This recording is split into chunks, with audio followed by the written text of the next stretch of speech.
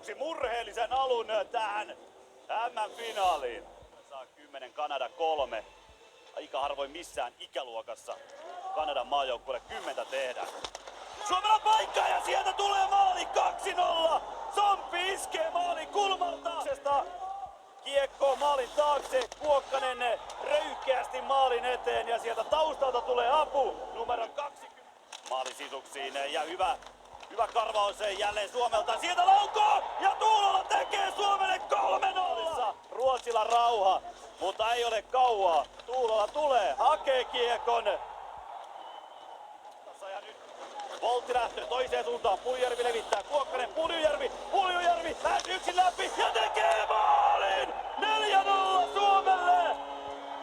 Jesse Puljujärvi! Puljujärvi pelaa omalla sinisellä Kuokkaselle syötö ja polkee ohi. Luistelee vaan kylmästi ohi tuosta ruotsalaispakista ja Kuokkasesta on hyvin ajatettu syöttö sen siniselle. Tanssien, mutta veto jää uupumaan ja sitten on Suomella iskun paikka. Kuokkasella kiekko. Sieltä odottaa mukaan Puljujärvi ja sieltä tulee maali! Kuokkanen hyvin haistaa tuon toisen aallon. Antaa vielä viivalle. Suomi leikittelee tässä. Suomella on aikaa. Suomi voi tehdä mitä se haluaa. Puljujärvi ajaa maalille ja tekee maalin!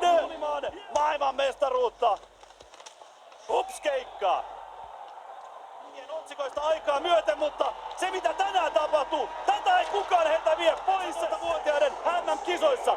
Suomi voittaa MM-kultaa.